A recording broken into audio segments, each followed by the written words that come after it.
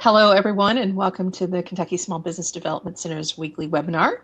We're glad you're here today. As we allow attendees a few moments to join our event, we'd like to share some info about the Kentucky SBDC. As a statewide nationally accredited program that provides entrepreneurial and business development services, the Kentucky SBDC plays a vital role in the Commonwealth's economic development by assisting entrepreneurs at every stage of their business life cycle. For almost 40 years now, the Kentucky SBDC has assisted emerging and growing businesses by providing the professional expertise, tools, and information necessary to make sound business decisions in a complex and ever-changing marketplace. So we do this at no cost to our clients.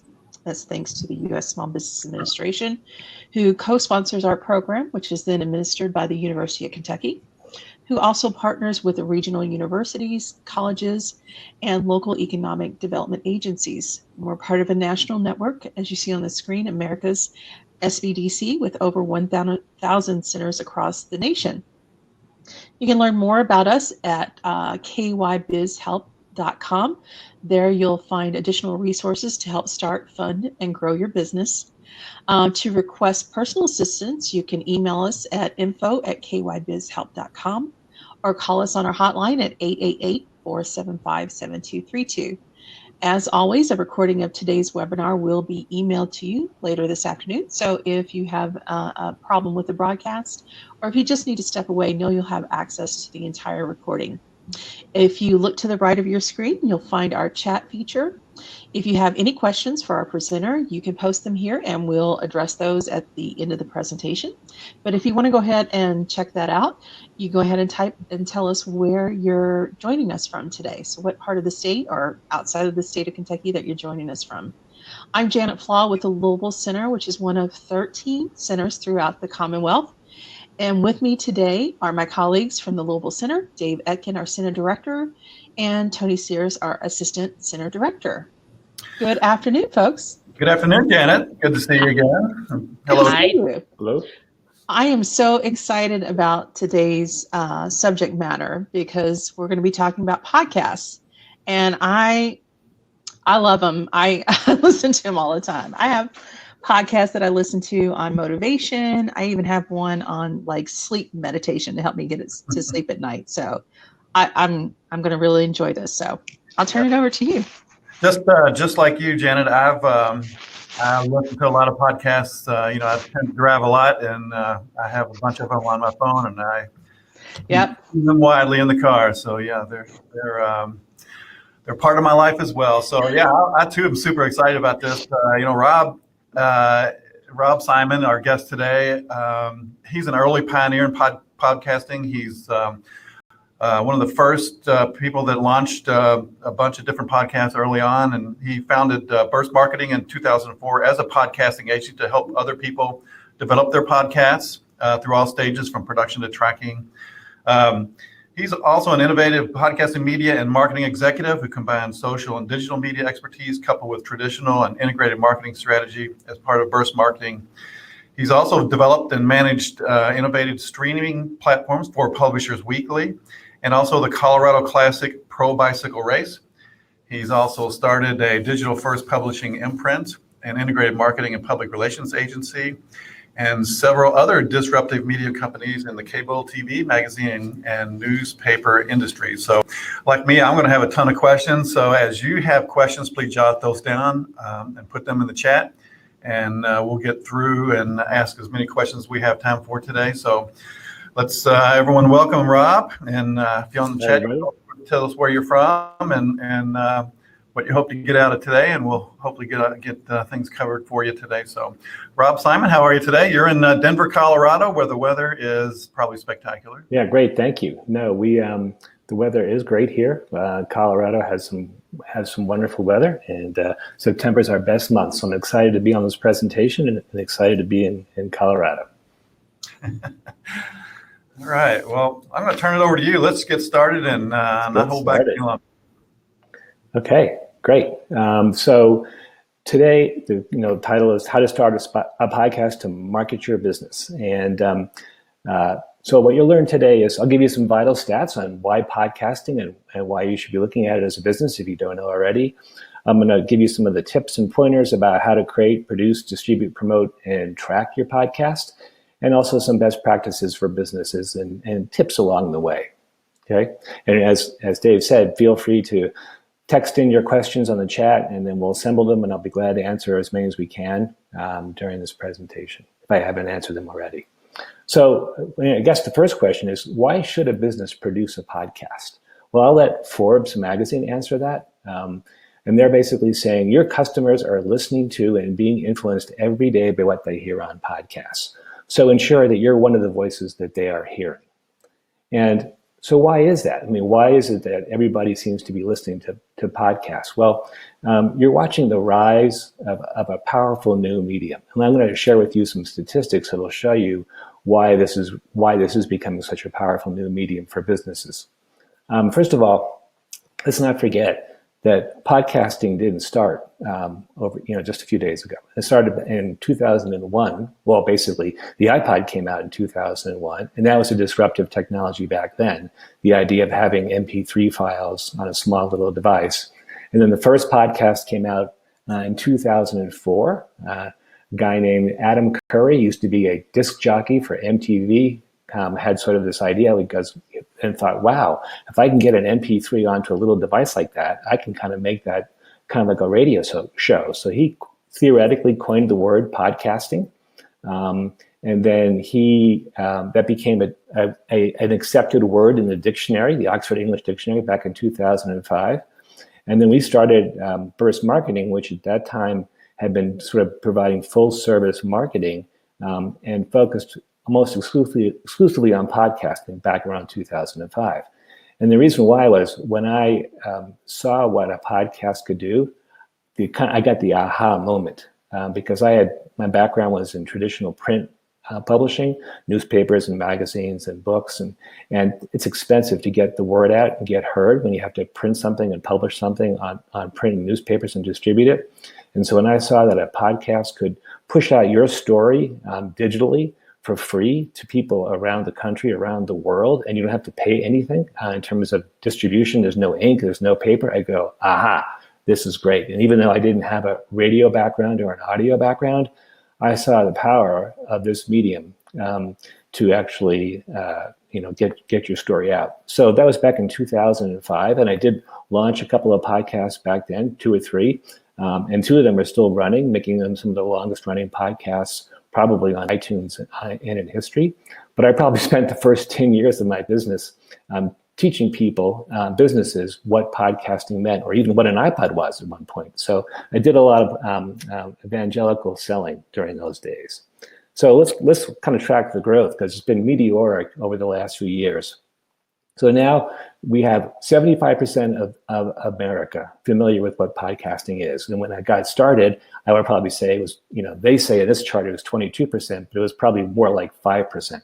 So 212 million people at least know what podcasting is and what it can do.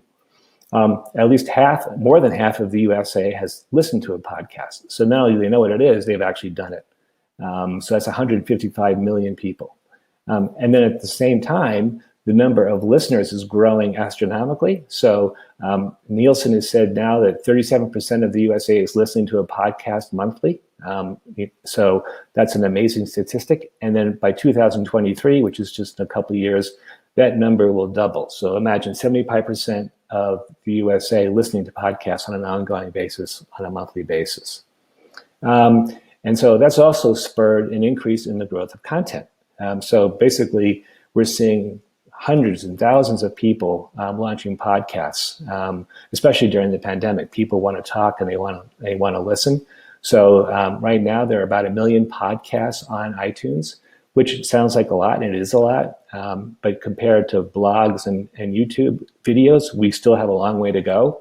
But you can see that it's growing exponentially, because in 2018, we had 500,000 podcasts. So there's a lot of content out there that can be found and can be listened to. So that's also something that a business needs to be aware of, because not only other businesses putting content out there, you've got individuals, you've got groups, you have nonprofits, you have governments. So there's a lot of stuff. And so you step back and you say, well, why? What's happening all of a sudden that didn't happen, 14 or 15 years ago?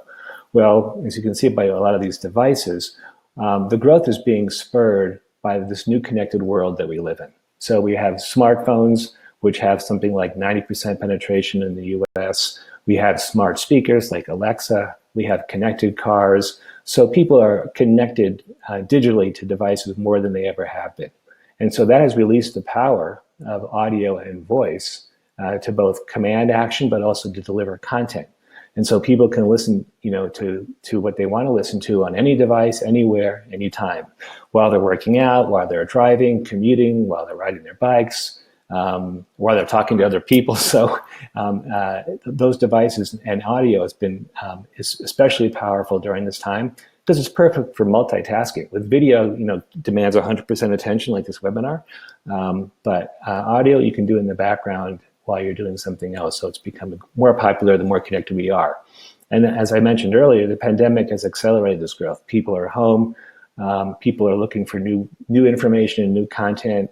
And then even though they are not commuting as much as they used to and not listening to their car, they're shifting where they're listening to things. So people have, I've been reading now that people are now doing quote, fake commutes. So they may get up at 8 o'clock in the morning, and instead of getting in their car, they're going someplace or going into a room and putting on their favorite podcasts so they can get back to listening to what they used to listen to when they were commuting. So everybody wants to start one. Everybody is listening. Matter of fact, so popular is it right now that if you were to try and buy some of the better microphones and headphones on Amazon or some of the audio sites, they're all sold out. So for some of our clients who have been recommending certain gear, we've had to have plan B, plan C, and plan D because of the popularity of the gear and stuff. So you may ask, okay, that's great, but who's listening? And is it right for businesses? The prime listeners are between 25 and 54 years old, so they're 63% of the audience. So that's a great consumer and buying power group. It's actually reaching the millennials too, which have been hard to reach. Those 18 to 24, they're almost 20% of the audience. Pretty even split, 52% male, 48% female. And as you might expect, almost 100% are listening on their smartphone. 97%. So Apple has got the lion's share, and then Android, Google devices follows up shortly thereafter. But for businesses, we're finding that there's a little bit of a different spread. So for example, a lot of people who are listening to business podcasts are listening to them also on their computers while they're doing work or while they're at the office when they were at the office. So you'll see a shift away from the smartphone, and also maybe it's like 75% on smartphones, and you're having 25% on tablets and on PCs and laptops. So why should a business pursue doing a podcast? Well, first, I think the most important thing is that a podcast is what we call permission-based engagement. The consumer, the user, the listener, has to subscribe or download or click or do something to actively listen to a podcast. So when they do that, it's because they want to. So they are engaged from day one. They're not being served an ad. It's not a pop-up, one of those annoying things that you have to keep finding on the internet these days. It's not an email that you have to open up. It's something that you are choosing to listen to. And so because of that, it creates a sort of special personal relationship with the medium, because since you've chosen it, you're listening to it, you're more invested in it. And having something in your head like this, in the earphones, is also very powerful. It creates sort of an intimacy and investment in the media that doesn't happen with other kinds of mediums, which is why, and this is the one shock of all the things that I've said so far, this is the one that continues to shock me, which is that 80% of the people who listen to a podcast listen to almost the entire episode. And so when you think about it, in terms of the short attention span that we're now living with, that's pretty phenomenal. And podcasts can range from 5 minutes to, some of them are an hour and a half. And that drives me crazy, an hour and a half podcast. But a lot of people are sticking through the whole thing. And it's because they've chosen, they're engaged, it's their show because they decided to be a listener. And so they're more invested in staying through it. Moreover, podcasting is attracting, a prime audience. As I mentioned by the statistics, But in terms of demographics, they tend to be wealthier, more educated consumers, which is always good for a business. And finally, one of the most important things too is that you can control the narrative. It's your story that you're telling, no matter how you're telling it on your podcast. And also, as Forbes had said, be aware, because if you're not doing it, your competition already is. So you need to be out there in the space as well. And I know we probably have businesses of all sizes on our webinar. So hello to everybody, from the small business to the big brand to the entrepreneurs and the startups that KSBDC is helping, to high-tech companies and no-tech companies. We've worked with any businesses. We've worked with cybersecurity companies, medical companies, acupuncture companies, actually, car repair, sports, recreation, food. It's really right for any kind of business as long as you have a story to tell. And it's been great for business too. If you look at the Nielsen Report on what people are listening to in terms of genres, business is the fourth most popular genre. So that's ahead of news, comedy, arts, sports. So if you think about that, that's a kind of an incredible thing, because this is a dirty little secret, but I listen to podcasts for comedy. So and maybe some news, but again, more people are listening into for business. So that's great news for businesses of any size.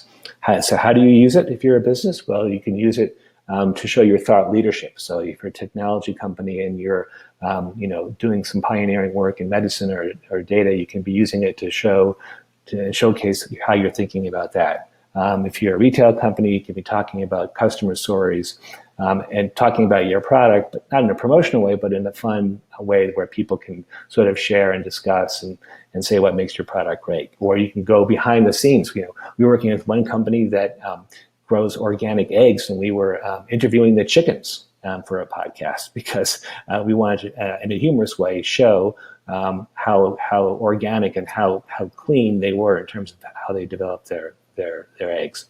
And if you're a B2B company, you might be interviewing your partners or your clients or subject matter experts to provide insights about what your product or what your service can do for people. And so I'm going to walk you through, and there's going to be a lot of information here, so I'll be open for questions. You'll see my email pop up a couple of times so that you could email me after the fact. If you have a question, I'd be glad to talk to you on the phone and arrange sort of a free consult at some point to help you figure out what you should do, if you should do, and where you should look to either create or to advance a podcast you may already have, because some of you may already have one that you want to start to advance and improve. So I'm going to walk you through the 5 steps that we do as a podcasting agency. And any podcaster who's doing this for their business will have to kind of go through these 5 steps. It's just a question of whether you're doing it all yourself or whether you're having somebody help and guide you along the way. And that's what we do, but I'm going to give you some of our tips and some of our steps so that you can do that for yourself or find somebody who can help you do that. So the first one is to actually create the podcast. And by that, I mean, what is the concept? What is the show? Are you trying to do something where you're talking about customer stories, or is it going to be a thought leadership show where your CEO is talking about the things that make your company great? Is it going to be a question and answer show where you get people calling in and leaving voicemails, and then you're answering questions? Or is it going to be a news show where you're talking about news in the industry? For example, we have one cybersecurity podcast that we're launching where they're doing 5 minutes in 5 headlines in 5 minutes, where they're reading stuff that's important to people in the industry, not about their company, but about trends. And so they're just giving a quick digest of things that people can use. So we help you create what that concept would be, what we think would work best. And then what's the format? Is this something that's going to be a 10-minute show, 15-minute show?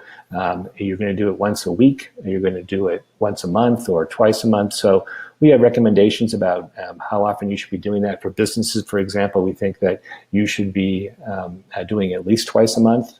And once a month, people tend to forget. But think about it like a magazine, which is that if people learn to see a magazine or a paper come out at a certain time, that's what they want from your podcast. People often ask me what the ideal length of a podcast could be. The beauty is that a podcast could be as long as it needs to be, but I think the sweet spot is if you're doing an interview show, somewhere about 20 or 25 minutes is great. But some shows can go longer, some shows can go shorter. So it really depends upon the content. And then one of the things that you have to do as part of this creative thought part is, okay, you've got your concept, you know what your show's going to be about, then what are you going to call it? What's the name? It has to be something memorable, something that says what it's about. You then have to create the cover art. I'll talk more about that, which is, think about it, the podcast cover or the podcast logo. It's what people see on their iPhones, on iTunes.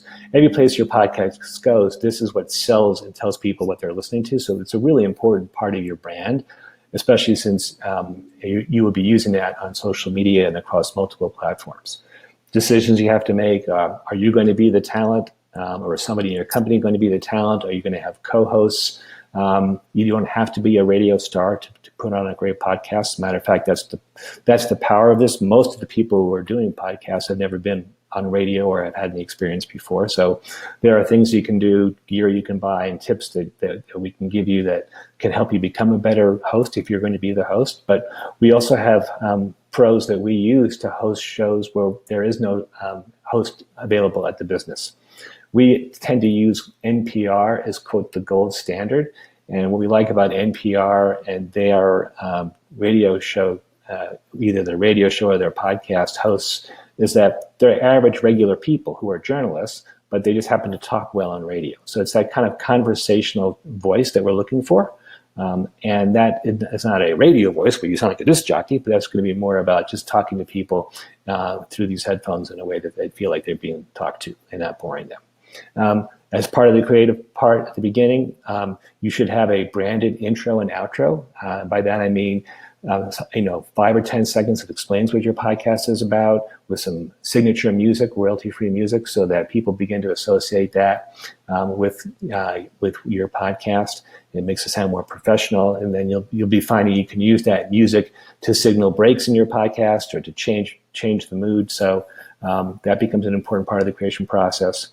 And then I'm going to spend a little bit of time on this next bullet, which is where do you actually host your podcast? And by hosting it, I mean, where do those MP3 podcast files reside? Where does the information about each show reside? And there's two choices you can make. One is to have that done by a third party, and there are several great third-party companies out there like Podbean or Blueberry and Libsyn and Buzzsprout. You may have heard of some of these names. Or the other way that you can do it is by doing it on a page and on a platform that is off your website. And I'll show you here what I mean by that. So if you're a business, you can actually set up a podcast page on your website that could be like business.com/podcast or podcast, .business.com. And then this is where you'll be uploading all your episodes, where you'll be posting the titles and the show notes about what the episode is about. It's where you would be having any kind of archives or searches for your podcast. And that's the example on the left here. This is something we did for a writing podcast called Right Minded. And one of the major benefits of this is that you control the experience and the customer journey if you have it coming off your page. Because now every time people come to subscribe to the podcast, or look for information, or actually even anytime somebody downloads a file, that file is coming from your website, from your URL. So it's a big gain in terms of SEO, but also in keeping people on your site for your experience. And on the lower right-hand corner, this is a random podcast from a company that is hosting it called Libsyn, which is one of the first podcast hosting companies, and they do a really good job of getting somebody to put your podcast up, have it, some of them also enable you to record it, on their site, but at least get sort of the cover art and get the episode up. So that's a great way to go for a lot of people who are do-it-yourselfers. But again, as I said, it's now living there. And so at some point, if you have a website or a blog or social media, you have to then direct people toward this Libsyn site for listening, as opposed to directing people toward your site for listening. So you can see that's a big strategic change. Also, when you have it on your site, you can do more things to it. You can add PDFs to your podcast. If you want people to download something, you can add transcripts. You have information on how to subscribe if people are new. You have some search options. So you can do much more, or keep it as simple as you want to. But again, you're the master and manager of that whole podcast domain. One of the big things is, as I said, there's 1 million podcasts now on iTunes. So how do you stand out? And one of the ways to stand out is creating powerful cover art. These are these little squares that define your podcast. One of the biggest mistakes is many people who are designers design it looking at a big computer, but sometimes they get really small on your phone. So they have to work really small. So we tell people that if you're going to design big, but then shrink it down to something that is very, very tiny, like 55 by 55, so you can see where it might look like when it shows up on a phone, or even a small phone, or on some of the directories that have these little thumbnails. So we have, since this is one of the most important things and foundations that you do, we have developed sort of our 9 cover art tips and specs, sort of what we think are the keys to making great cover art. So how do you make it work on Apple, which is the 800-pound gorilla. If it works on Apple, it'll work everywhere. So you have to have it available in multiple different sizes. And how do you best communicate the subject? How do you stand out? How do you follow the bold and simple rule? If you're a company and you have a podcast name and you have your own logo, how do you do that so that you don't compete with your podcast logo? How many words should be on a podcast cover? There's a rule of thumb. What fonts you should and shouldn't use, and which images you should avoid and should use. And then how do you repurpose it so it works on all platforms? And so I just put, this is not our podcast, but I just put this one up because I thought it's a good example of a cover art that conveys what it's about. So it's about happiness, and it's got a little smiley. We can read the name, and it's done by a company called Pushkin. So you see the company logo, one color, basically 2 fonts. So it's a strong cover art and a great example. So if you would like, there's a lot to go over in this, and so instead of boring everybody during this webinar, if you email me, I will send you a PDF that has these specs and tips and secrets to how to great cover art. And don't worry if you don't have time to write this down right now. My email address will be up at the end too, and of course it'll be on the recorded part of the webinar as well. So that's rob@burstmarketing.com, and you can always email me and I'll send that to you.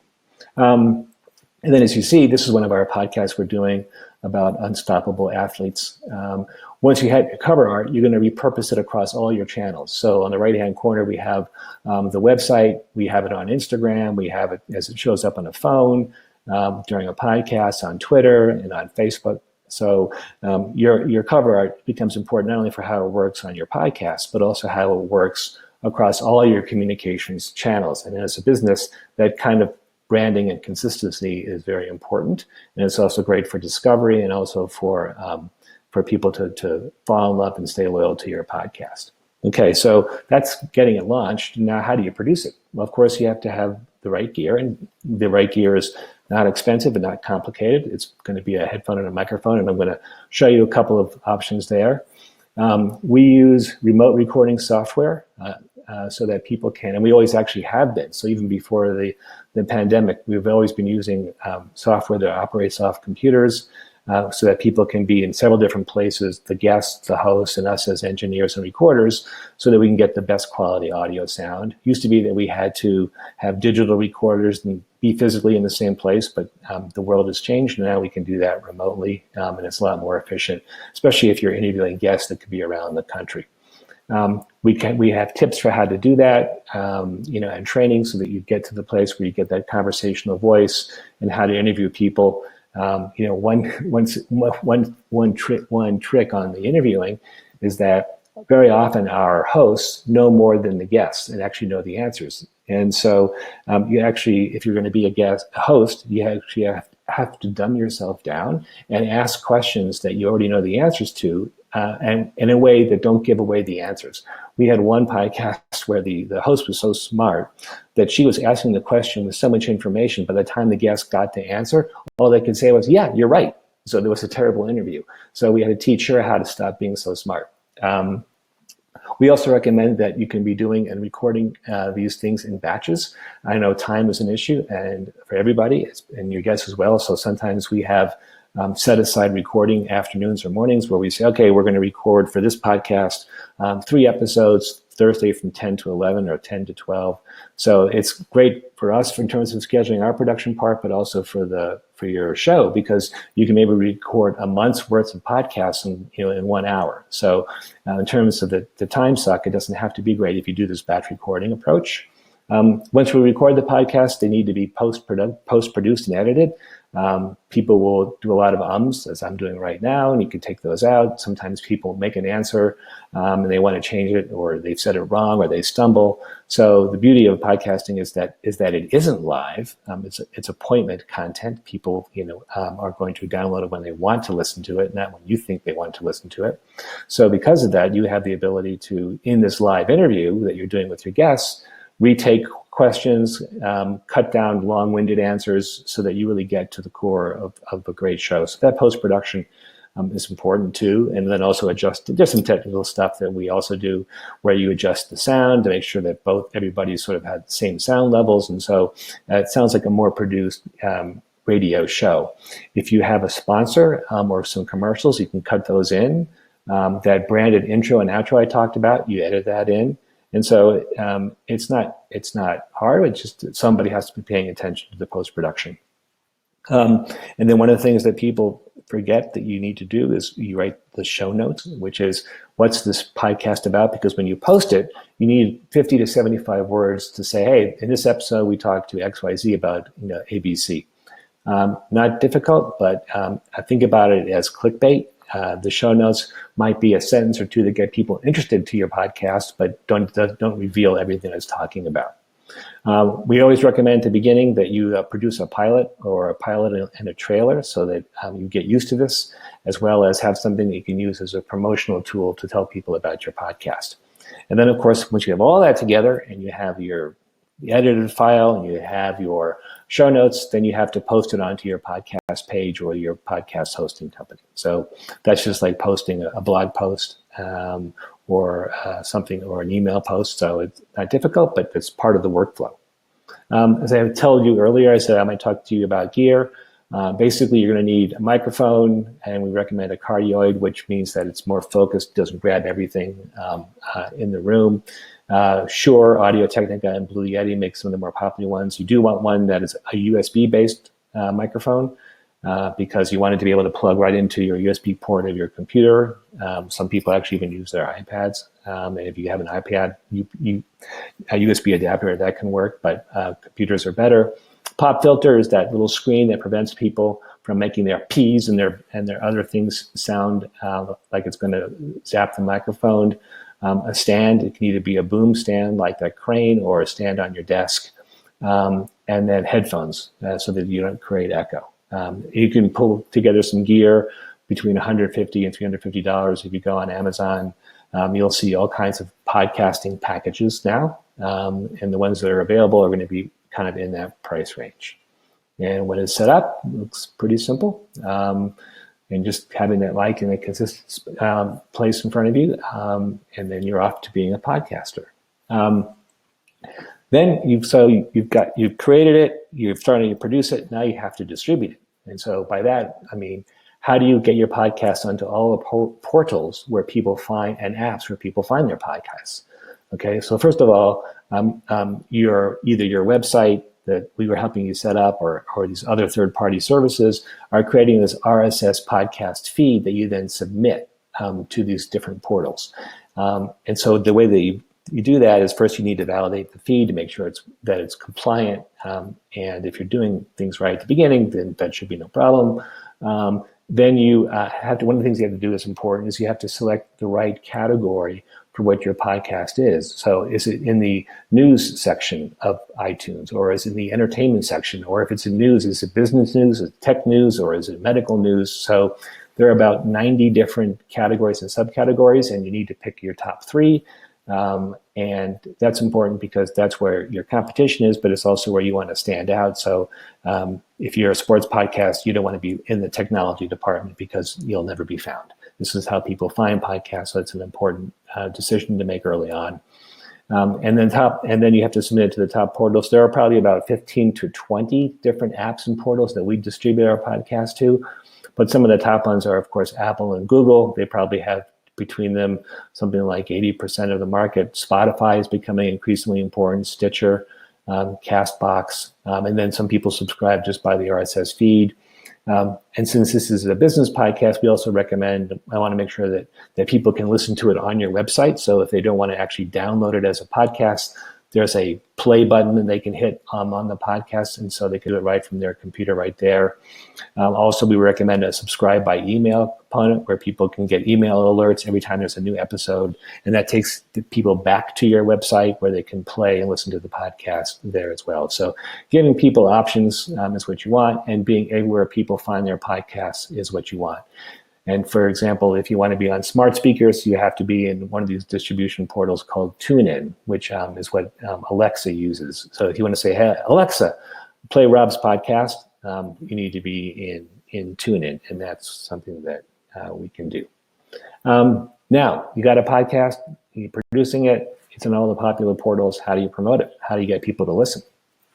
Hardest thing of all the things we've talked about so far, this may be the hardest. So the first thing is you want to launch your podcast right, and you want to have a launch campaign.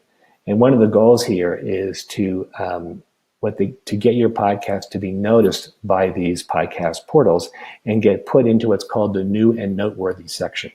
So, for example, when you launch a podcast, if in the first 8 weeks you're getting hundreds or thousands of downloads, which would be great. And people are writing 5-star reviews, fantastic podcasts, and they are subscribing to it. Apple and Google and most of these podcast portals have algorithms that notice that. And then if they notice that, guess what they do? They say, hey, this podcast is new and noteworthy, and they start promoting it. So that it becomes a self-fulfilling prophecy. The more popular you are, the more popular they make you. So we recommend that you manage a launch campaign, give yourself time to plan it, maybe 6 weeks out. You can be building up buzz. You can say, hey, you can communicate to your audience, we're going to be launching our podcast on September 24th. Please come back, and when you do, subscribe, download, listen, and rate us, give us 5 stars. So you have this kind of coordinated campaign to launch it using all your social platforms. You may even do some paid advertising.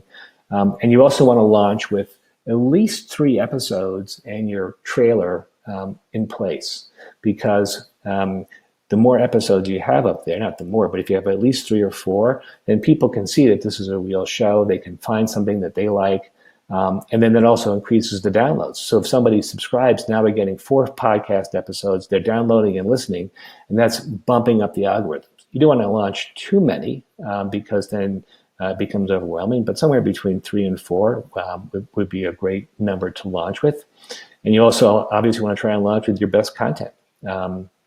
And so if you're going to have guests, I would love to have some of your best guests on your first episodes. And I'm going to talk more about the importance of guests, because that's going to be the importance about audience. But again, that's sort of what we recommend for that launch campaign. And then once it's launched, continue to work your social media, get people to subscribe.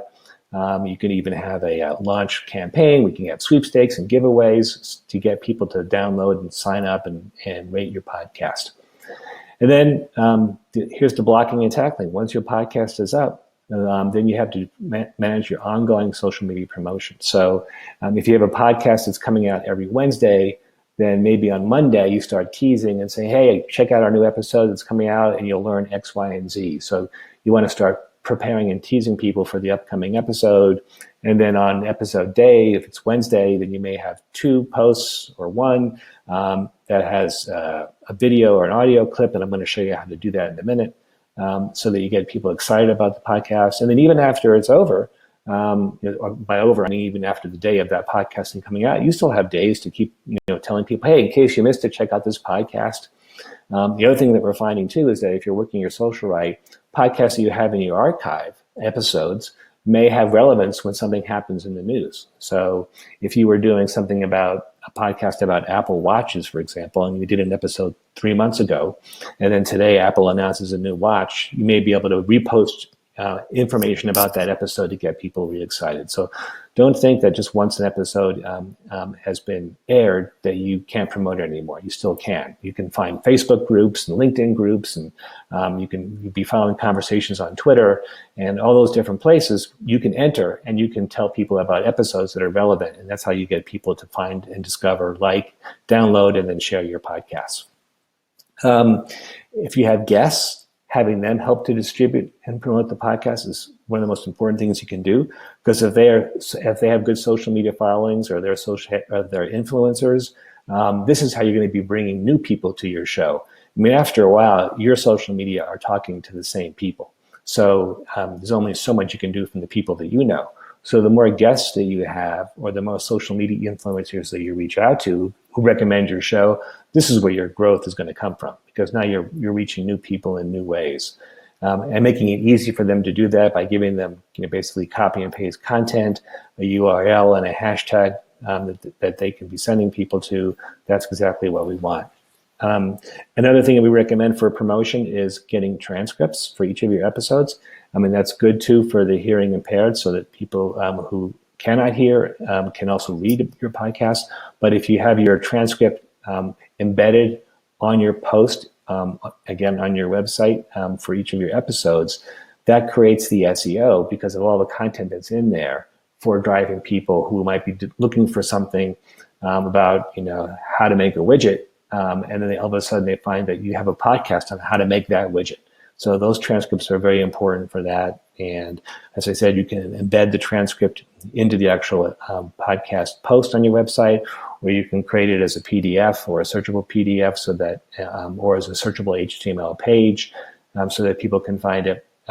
So recommend that as one of the best practices for how you promote your show and get good SEO, but also how you help people with hearing disability.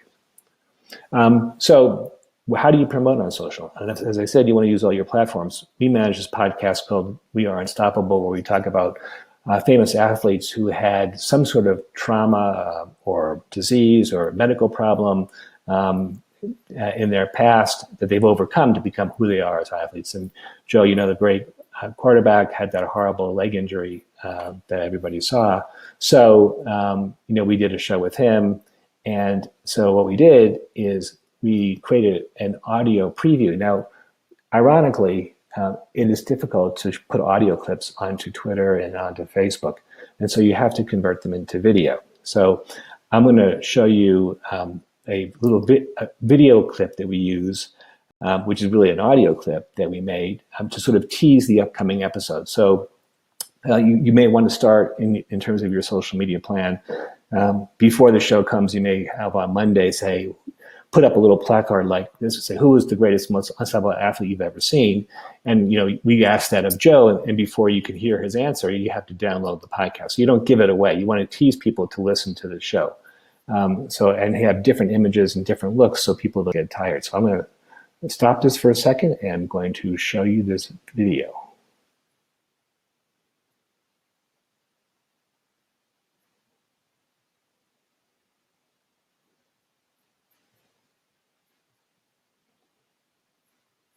With this pandemic, people say, oh, life's going to change. I don't think of the word of change. I think of this as an opportunity. It's an opportunity to look at your business. It's an opportunity to look at yourself. It's an opportunity to look at your relationship in your family. And if people stop and really think, we were all on remote control. We were all just moving along at the same speed, doing the same thing, committed to the same events every day, and just moved along. Now, all of a sudden, everything stopped. Now we have to step back and say, okay, where am I? What's going to be out there going forward? UnstoppablePodcasts.com. Subscribe today.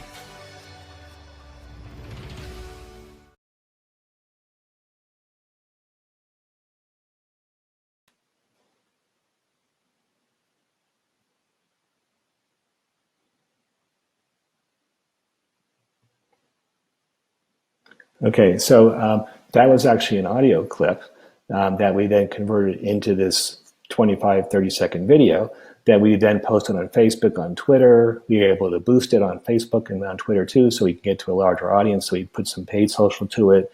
We gave it to our hosts and they put it out on their Twitter feeds. We also send it to Joe so that he could push it out. And so you can see how you can take that kind of clip to get people interested in hearing more about the show, and then download it, but also give a flavor of what the interview is about. So sometimes when we are doing our recording, we are also have as a side deal, we are doing a Zoom at the same time, and we are using the Zoom because often we found that when people are interviewing, that they like to see each other, even if we're not using the video for the actual show. But now some of the guests are giving us the permission to use that video, and we're going to be using some of those videos as clips to tease the actual audio podcast. There are some companies that and some podcasts that do the entire episode and turn it into a video, even a 30-minute video, and put it on YouTube so that people can, quote, listen to it on YouTube, even though it's just audio. So, for example, they just would put their logo up and then put 30 minutes of the audio. So that's an option if you have a robust YouTube channel of how do you then distribute your podcast onto YouTube, if that makes sense. Okay, now you're doing this, you're promoting it. How you doing? Okay, so you need to create a monthly dashboard, or it's good to have a monthly dashboard of how your podcast is doing. So that could include, if you've got a Google Analytics package, watching the traffic that's coming to your website and seeing how that's spiking or not spiking based upon the shows that are coming out. There are companies that provide some statistics that you can subscribe to that give you detailed information about your podcast, like downloads, listen time, platforms. iTunes and Google Podcasts and a couple of the other platforms each have some limited information about your podcast episodes and your show, like how many subscribers you have. But they only give very limited points of view. You want to try and find out globally how you're doing. How many subscribers do you have? Are you losing subscribers? How many downloads you're getting? What's the average listen time for each of your podcasts, shows? Are there certain shows that are doing better than others? So are people doing it on their phones or on their desktops? So you can get a lot of insights from tracking this. But you can also learn. So you can also find out, hey, my longer episodes are just not doing well, or my episodes where I don't have a guest just don't do well. So it gives you insights into how you can improve your podcast. And then if you are also then trying to have an ROI to show to your CMO or to show to yourself about why this is an investment I want to keep, the tracking is a way to show your growth. And it's also a way to, if you're going to be bringing in some sponsors, or have some partners who are a part of this and want to see how it's doing. It's a way to say, hey, look, we're getting 2,000 downloads a month, or we're getting, last month we saw subscribers increase by 15%. So it gives you a story to tell to partners and sponsors, people in your company as well. Which brings me to this next point, is who pays for this? Well, if you're a business, it's part of your marketing and communications or public relations budget. But there are ways that you can monetize it. And one way is to have a sponsorship. And that sponsorship could come from a trusted partner, somebody who already knows you. And you say, hey, we're going to start this podcast. We think you'd be a perfect presenting sponsor. And they may be able to be involved from day one, in which case they could get their name attached to the podcast. So it could be, in this case, and ours, we had this We Are Unstoppable. It's sponsored by the University of Colorado Medical Center, who's interested in promoting their healthcare. So they were using this podcast as a way to talk about injuries and trauma. And we interviewed some of their doctors on our shows, but we got them on before we even had our first episode. And they weren't looking to see how many downloads we had. They were looking for the public relations and partnership association more than they were looking for sheer numbers.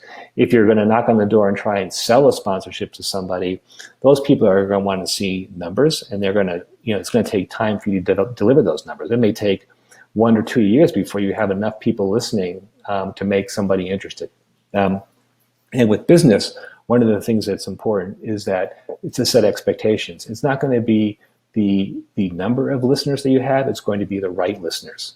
So if you're in a cybersecurity company that specializes in some very specific part of how do you prevent shopping cart fraud, then maybe you want to have 1,000 people who are in that business be listening to your podcast. So you don't need 10,000, 20,000, 100,000 people to have a successful podcast, or to find a sponsor who also wants to reach those same 1,000 people. So when you're thinking about it, don't think about gross numbers. Think about getting to the right people and showing that you are getting to the right people and that that's growing. So again, that sponsorship model is a very good one to help pay for the cost or some of the costs of your podcast. You could even sell some ads. So halfway through the show, you can do a little commercial that you would read that your production company would help you do. So if somebody doesn't want to pay for a full sponsorship, you could sell a $250 ad, or you could set your own price amount based upon what you think you could sell that for. You could do that at the beginning of the show. You could do what we call the mid-roll, which is halfway through where you take a break and say, hey, here's a word from our sponsor. Or you could do it at the end, or all three places. There are companies that do dynamic ad serving, and these are third-party companies, like a company like Blueberry, where they will actually insert ads into your podcast for you by other companies who are looking to advertise on podcasts. But they are looking for podcasts that are getting at least 2,000 downloads per episode, which is a lot. Just at the starting point, just to even consider you as a possible advertiser accepted podcast. Those tend to be more consumer-based podcasts because those are like true crime shows or comedy shows that may have wider audiences. So that's not something we see happening much with business podcasts. We see more of the sponsorship model or the self-inserted ads. And then there's a company called Patreon that some podcasts are using, where they're asking their subscribers to pay for the podcast by committing to a monthly fee, whether it's $5 a month or $25 a month. You have many different choices. But for that, as a subscriber to the podcast and to this Patreon thing, think of it more like a donation. They're getting access to something special too. They might get extra content, or they might get a gift or something. The same way that when you make a donation to a public radio station, you may get a perk. Patreon is providing that for digital media like podcasting. Okay, now I've been talking for about 45 minutes. How do you get all this done? It seems like a lot here, about probably ready to get out of this webinar and saying, this is crazy, I just wanted to start a podcast. Well, as I mentioned at the beginning, there are sort of two models. One is the do-it-yourself model, and there are these third-party hosting companies that can simplify a lot of what I talked about, where you can go on Podbean or Buzzsprout or Libsyn or Radio Public or Blueberry, and then you can upload your show. You still have to record it. You still have to create the content. You still have to schedule it. You still have to do all that work. That doesn't disappear. But some of the technology will be easier for you if you do it this model. But there's nobody holding your hand. You're on your own. As I said, too, it's not living on your website. So you're losing a lot of the business relationship with your podcast that you would have if you did it under the second model, which is down below, where you might use an agency such as ours or a third-party production company who could help you build something on your website, install the software that you would need to build the RSS feed.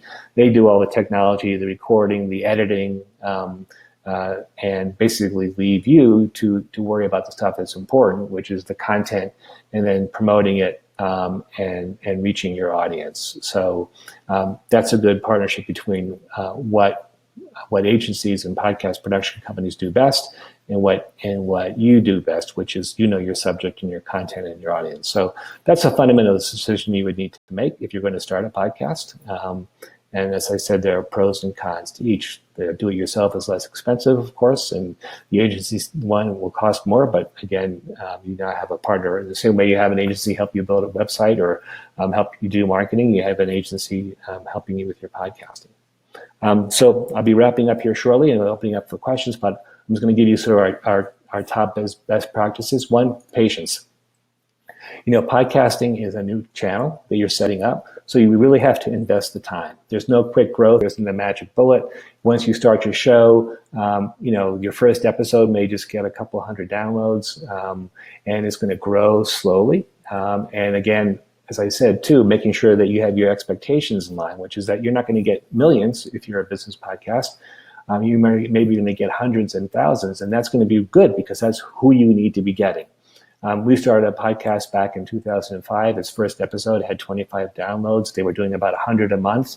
Now it's up to 5,000, and it's been doing that, growing like this very slowly, but every week, podcast over podcast. It's now one of the largest, most popular business-to-business podcasts on publishing. But it takes time and patience.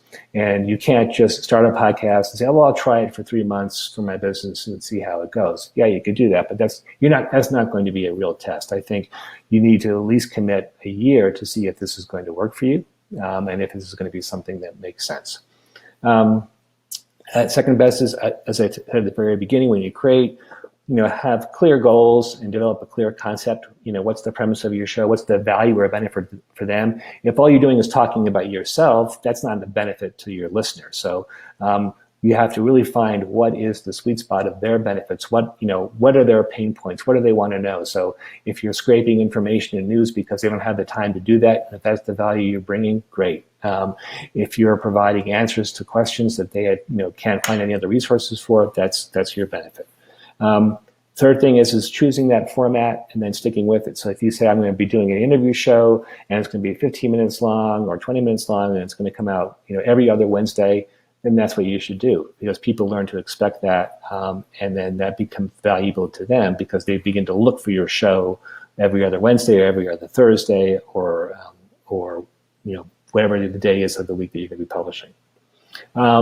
And as you saw earlier, integrate it with all that you're doing. It's not just a podcast, it's one of your communication channels. So, you need to be integrating on your website, your email campaigns, your social media, every place where you're already talking to people, tell them about your podcast, get them to subscribe and vice versa. So it's an integrated part of your communications. Quality is important. You need good equipment, doesn't have to spend a lot. They need to be edited. You don't have to do a lot, but they need to be tightened up. Music helps, those show notes that I talked about and the transcriptions, all those things make for a quality show. And then having your host, whether it's yourself or somebody in your company or a co-host, again, that all makes for quality. Having guests is a great way for business to expand your reach and reach new audiences. So whether it's subject matter experts, people with strong social followings or influence, customers, these are the people who are going to help promote your show and help you grow beyond the people you already know. And then finally, launching it right with your best episodes, your pilot, to build that 5-star momentum, getting people to rate your show, having a sweepstakes and ratings giveaway. These are the things with launching it right the first time. And then also practice, track, and learn. I mean, it takes time not only to build your audience, but you get better. The more you talk, the more you interview, the more you do, the better podcast host you become, the better your show becomes. So don't be afraid to fail. You will get better. That's the beauty of the podcast, is that you can do what you want. It's your show, and don't be afraid to make a mistake or say the wrong thing. First of all, you can always edit it out, but this is part of the learning. And then if you're tracking your statistics, you'll see where your audiences are coming from and what they're liking and what they're listening. So finally, don't be afraid. It's fun. Have fun with it. And if you're having fun, your audience will have fun and they'll learn things along the way. So that wraps it up. Again, that's my contact information. If you have anything you want to ask me, I'd be glad to give you a free consult after this. We'll set something up to talk. Again, if you want me to send you that cover art document, just put that in your subject or in your email, and I'll send it off to you as well. So thank you for this time. Good. Well, that was awesome. I'm sure you're going to get a lot of response there. I was looking at some of the attendees. We have people from all over the country attending today: Texas, Montana, Idaho, Tennessee, Ohio. So this has been great. So thanks for that. I would like to ask a couple questions to kind of get going. We have a ton of questions in the chat, and then Tony will get to those as well. And, okay. But first off, a question that has popped up. You mentioned about using music for your podcast, and I know there's some issues with royalties and stuff. How do you navigate that? Yeah, we subscribe to a couple of different audio companies that have royalty-free music that you can buy. So royalty free doesn't mean it's free. It just means that you don't have to pay beyond the one-time use of it. So you can buy an audio clip for between $29 and $49, and then you can use that as your signature music for as long as that podcast is running. And so that's the way that you can get around that. And that's really important because we are big believers in maintaining the intellectual property and copyright of anything that we're putting on a podcast, even clips. So you have to be careful there too. If you were playing something in the body of your podcast, that you would have the rights to and permission to use that as well. Okay. And then I'm sorry, I'm kind of in the weeds on the technical thing, but you mentioned a couple times about having a transcription for the podcasts. How do you do that? Well, there's a good company that we use. It's called Podscribe, Podscribe. And so what they do is you can upload your show, and then they use artificial intelligence. A lot of a lot of transcription services use that, but it'll transcribe your show and be about 80% accurate. And then what you do is you can go in and edit that transcript. You can pay them to edit it, so that if you don't have the time to do that, they do that for about $1 a minute or so. Mm-hmm. But I subscribe to them, and I'm finding that from most of our shows, they're better than 80%. They're more like 90%. So the editing doesn't have to take that much time to get it to be perfect. And then when the transcript is done, you can take the code for that transcript and embed it onto your website. As a matter of fact, I can show you. I'll share my screen here if I can. I'm going to show you what that looks like. Okay.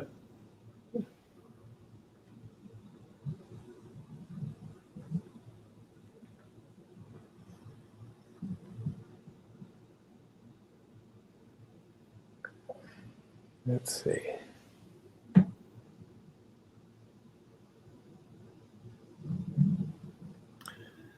So while you're doing that too. Okay.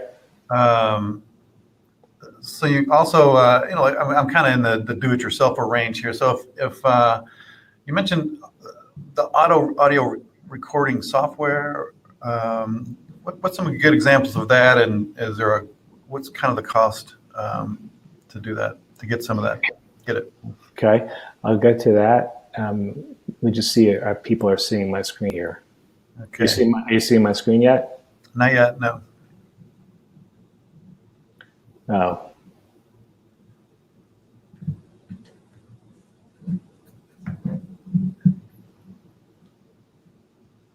Firefox is not letting me do it. Okay. Sorry about that. So I'll skip that. But so your question is? The software that you would use to edit and record your podcast. What are some examples that somebody would look for? What's the cost? And is it hard to learn? No. Well, we use a software called Zencastr, Zencastr, and that has it's a similar platform to Zoom, but it's for audio only. Mm-hmm. And what's good about it is that all of the people who are on it are on different tracks. So that if you and I were interviewing each other, we would be on a different track. So that I could take your voice after the fact and take that file, and I could make changes just to your voice, and whether I need to increase the volume or take out an echo. And so having that separate track is really important for doing your recording remotely. So we typically would use Zencastr for recording the audio, and then also have people on Zoom at the same time so that they can see each other and while they're doing the interview. And even though Zoom may be recording the video and the audio, as I said, we never use the audio from Zoom, but we do use the video sometimes for doing some clips. So that seems to be a good best practices. There are a couple of one other service which we have not used much is a company called Squadcast, which does mix video and audio primarily for podcasting. So you have the ability to see and then also record the audio. So that works as well. So those are two good services, for how you can record it. And in a pinch you can use Zoom. Just know that you can't edit, because Zoom records both audio and video. Just know that if you're using Zoom, the quality of the audio isn't as good, and also the separation of the tracks isn't there. Right. And then for editing software, we use either GarageBand on the Mac, which is a pretty intuitive way of of editing audio. There's also a free software called Audacity, Audacity, and you can download Audacity for free. And it's a very easy to use audio editing software, and there you can find video tutorials where you could get up to speed in a couple hours on how to do some of the preliminary things of cutting things out. And it actually becomes kind of fun when you start to cut out some things and move people's voices around. You start to feel pretty powerful. So I've actually enjoyed audio editing. That's great. Hey, Tony, how about a question from the chat? Sure, Dave. Rob, I just wanted to let you know that Bridget says that you're giving some amazing information, and she says thank you for it. But the question that I have comes from Kevin. He says, is there any advantage to including video or publishing a video version in addition to the audio version? Yeah, and it's funny that you asked that, Kevin, because we started off at the very beginning doing video podcasts, because in the early days of video podcasts and podcasting, you could do either audio or video, and you still can put video up, but I want to talk to you about benefits of each. First of all, the video files can become very large, so it could actually break your feed. So I tend to discourage people from doing video and adding video into their audio podcast feed, and not only for the fact that it's large, but it also disrupts the process.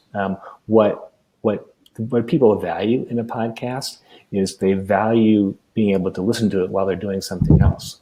So if you put a video podcast, now all of a sudden you're commanding them and asking them to be watching something, and that's not how people are thinking about their podcasts. So even though there's technically you still have the capability of doing that, don't recommend it. Not many people are doing it. If you want to use video, I would prefer that and recommend that you put it on YouTube, so that you have another channel and where people are used to using and seeing video, of a way of multiplying your content. So you have one on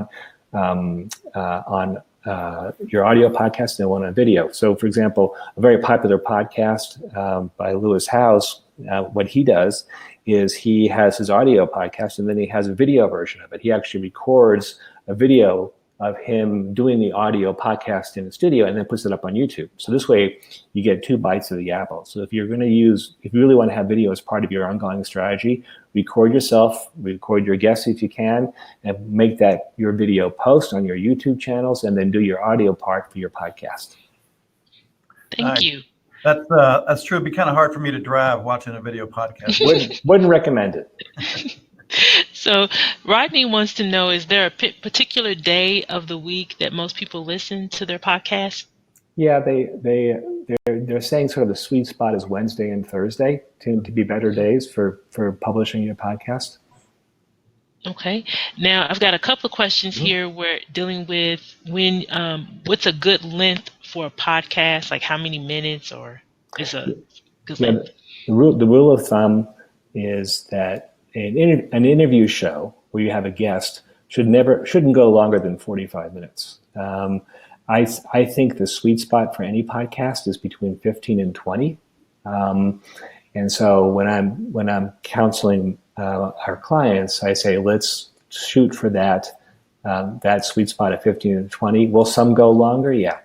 Some will go 25. Will some go shorter? That's okay. But 15 to 20 is really a sweet spot for what I think works.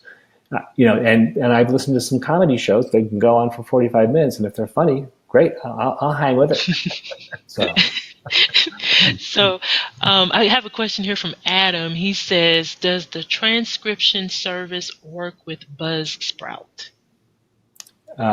Yes, it should. If you have your podcast hosted on Buzzsprout, what you can do is you can point Podscribe to the actual podcast feed, and they will automatically download the episode and do the transcript for you. Oh, okay. Okay. So one last question here that I have in the chat is, what do you think about uncensored podcasts? I think that it depends upon your audience. So when you submit your podcast and what you want out of it, part of the beauty of podcasting is you can say what you want, right? There are no restrictions, except when you submit your podcast to iTunes in particular, which is Apple, which is the biggest, quote, gorilla and manager of podcasts, they ask you to rate your podcast, who it's for. And they also ask you, is it appropriate or inappropriate for children? And so if you have to be honest about that. So if you're going to be doing an X-rated podcast because there's cursing, or there's going to be subject matter that is going to be not suitable for kids, you need to make that clear when you post it. They will still accept your podcast, but they will limit who they show it to, so that or they will put a warning so that it's explicit, for example. The same way video games have those ratings. So if you are going to do it, be honest about it. Know that it'll limit your audience, but if you don't care, then that's fine.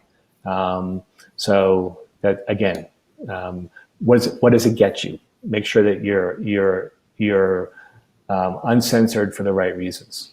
If that makes sense. Excellent. Thank you. Mm-hmm. So I got a question, Rob. When you're working on your concept, what's some best practice on? And let me back up just a little bit. Is it best to set up a format like it's always going to be an interview show, or is it what's the very first steps? Something that's not super creative. How would they get started? Kind of planning that out. Well, what we've done this before with clients, where once you come up with a concept, or you start to come up with an idea whether we're going to do an interview show, and you say, well, I think I'm going to be the host, then we always recommend that we try and do a pilot, and get on a real guest or a fake guest or somebody from the company, and we record it. We go through all the motions. We do the introduction, and we see how it sounds and how it feels and how they feel, whether they feel comfortable with it. We had one client who started off thinking they were going to be doing an interview show. We did one, and we were all at the end of it saying, that was boring. And even though it was quote the concept that we had agreed on and thought it was going to work, we realized that the subject matter was so technical that we were losing our audience. So we pivoted, and that now podcast is going to be coming out now, where it's going to be called 5 and 5. And so it's going to, instead of having a long interview with one subject matter expert, it's going to be the top 5 headlines in the news that week, with some kind of back and forth discussion about it, and then moving on quickly. So again, it's providing the benefit and the value to the user, not what you want to say. And so when we flipped it around, that's when we realized we had the right concept. So we did a pilot there, and then that sounded great. And said, okay, this will be the format that we're going to stick with. And then we've been producing, in the first few shows, and it keeps getting better as the co-hosts get better with, how they relate and talk with each other. Yeah.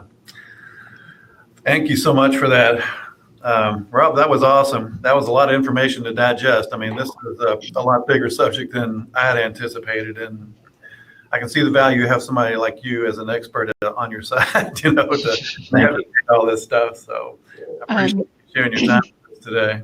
Okay. Dave, can I ask a quick question? Sure. So I'm kind of curious, Rob, if you counsel your clients in producing a podcast in a way that typically when a business has a presence on a website or whatever sort of thing, that image of the business owner and what they're about is really, it's really constructed in a way so it's one message, or it has one type of branding. Mm-hmm. Sometimes I think when folks, they might look to get onto a podcast, you end up speaking and revealing a lot more about your personality that may be harmful to your brand. I'm wondering if there's any kind of counseling that goes in place at first that says, be mindful of what your brand is versus, what your freewheeling speech might end up, revealing about yourself. Well, that's a difficult balance because on the one hand, if the people who are hosting the podcast or guests are from the company, we obviously do want them to stay on message for who they are, for their brand and for the company. But if they do that too much, then it sounds like a commercial for the company, Right. and you're going to lose your audience. So I tend to err on encouraging people to be themselves and to have fun and have more of their personality. And the nice thing about it too is when we're recording it, if they say something that they go, "Oh man, that was a big mistake," on a podcast, it's not live. You can cut it Right. out. So, Right. so we've done that, or you can have them re-record it. Say, "I just like to say that better." And sometimes, you don't even find that until you start to edit the podcast. And when you put it together, you go, "Oh, that didn't sound good." Or they made a mistake on one of the words and it sounds like something else. So we do what are called cut-ins, which is after we do a rough edit, if there's a mistake or something that we need a better transition, or we have to say something better, we may have one of the hosts or even a guest just call in and do a quick patch, a 15-second line to cover up that mistake. So yeah, that happens. Oh. Thank you. That's a good question, Janet. So, all right. Well, it's about a little bit late here. We better let everybody get back to work. Okay. And Rob, I want to thank you for joining us today, and this has been really informative. And hopefully, you'll visit us again soon. Great. Because we've got a lot of people that know it's going to be reaching out to you, and this has been a great subject. So, Janet, anything, final words of wisdom for us? No, it was great. Thank you so much. Yeah, let's make Kentucky the new podcasting hub of the country. So everybody, let's go start one. All right, and thanks for the questions, Tony, as always. You're more than welcome, as always. Thanks for the opportunity, everybody. Yep. Thanks for joining us today, everyone, and we'll see you next week. And have a good day today. We'll see you next time.